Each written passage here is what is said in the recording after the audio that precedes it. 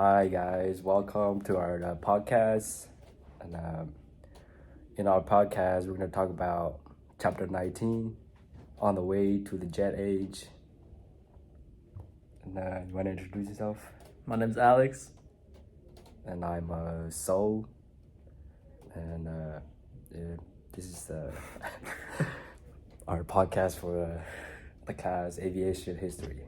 To start off, so before the jet age, the airline industry relied heavily on a large piston engine aircraft, refining design to stretch their range, increasing passenger capacity, and improve performance.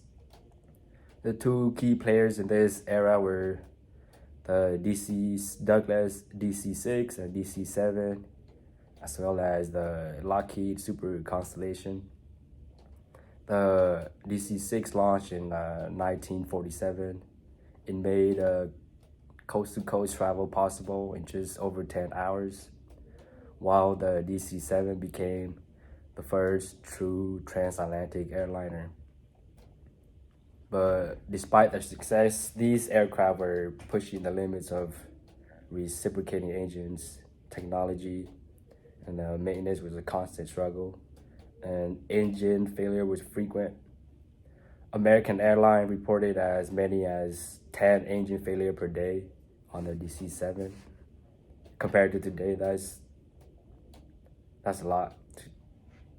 Yeah. And clearly a new approach was needed. Meanwhile, Boeing introduces the B-377 Stratocruiser. It was a luxurious double-deck aircraft. It was designed for the passenger comfort more than efficiency. It featured a cocktail lounge, a curved stairway, and even a honeymoon suite. However, it came with a hefty price tag of a complex engine problem and poor safety record. There was frequent accident with it, which led to the airline to phase it out rather quickly. It was clear that the piston engine airlines had reached their peak. Enter the jet engine, an innovation that had been in development for decades but was only now gaining momentum in aviation. The origins of the jet engine trace back to Sir Frank Whittle, a British RAF officer who first patented the design in 1930. Despite a lack of initial support, his ideas eventually gained traction, leading to the first British jet fighter, the Globe Meteor.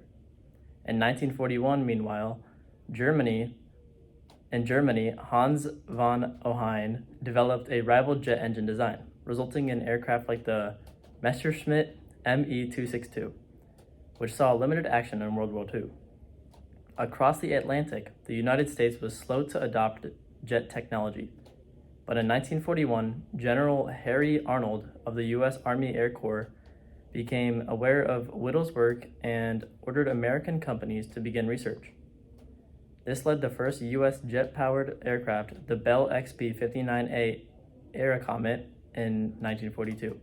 However, its limited range and experimental nature meant it was never used in combat. Even though the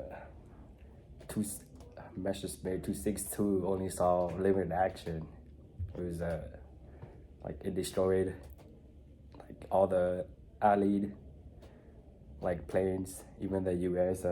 Ford Mustang. Yeah. It was probably the fastest one. While the U.S. hesitated, the British were the first to introduce a commercial jetliner. In 1949, the Comet took to the skies and promised a speed of 480 miles per hour at 35,000 feet. That's 150 miles faster than the previous fastest plane. It's fast as hell. And it could fly higher, and it was a pressurized plane. The Comet revolutionized aviation, proving that airline could just be commercially viable. However, early excitement was soon overshadowed by a series of tragic accidents. The aircraft suffered catastrophic failures due to metal fatigue. Is there a problem caused by repeated pressurization cycles? Square-shaped windows contribute to the structural weakness, leading to mid-air breakup. People learn from this, I guess, and now we have oval-shaped windows. The Comet was grounded in 1954, and despite design improvement, Britain lost early advantages in aviation. By the time a safer version of the Comet returned in 1958, the United States had already taken the lead and developed at a faster rate than every other country. American manufacturers learned from the Comet's failures and took a more cautious approach. Boeing, already dominant in military aviation, took a bold step in 1952 by investing $15 million in a new prototype, the Boeing 367-80, also known as the Dash 80. This aircraft led directly to the Boeing 707, which became the first successful U.S. commercial jet airliner. The 707 offered swept-wing aerodynamics, larger capacity, and more powerful engines, quickly making it the industry standard. Douglas, Boeing's main competitor, developed the DC-8, a direct rival to the 707. Though similar in design, airlines initially preferred the Boeing model, forcing Douglas to modify the DC-8's fuselage and wings. By 1958, the first commercial jet service was inaugurated by Pan American Airways using the 707 for a New York to Paris route. Within months, competitors like TWA and American Airlines were placing their own orders, and soon the world had fully embraced jet-powered travel. By the late 1950s, jet travel had clear advantages. Passengers loved the speed, smooth flight, and the modern feeling of jetliners. Airlines saw a boom in ticket sales, and the shift from piston-driven planes to jet was nearly complete. And most of the time, the jets would fail with seats, bringing in more money for airlines. Despite concern over fuel consumption and maintenance costs, jet engines proved more efficient over time. It's the time between overhaul, the federally mandated life expectancy of piston engine was around 800 hours in 1950. But by the time the jet engine made its debut, it reaches 4,000 hours before it needs a overhaul, making them far more cost effective. By the early 1960s, nearly every major airline went from piston engine aircraft to jets, and this is when the world had officially entered the jet age.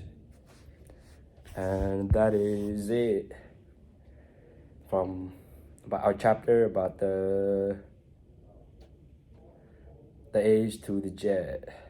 Yep.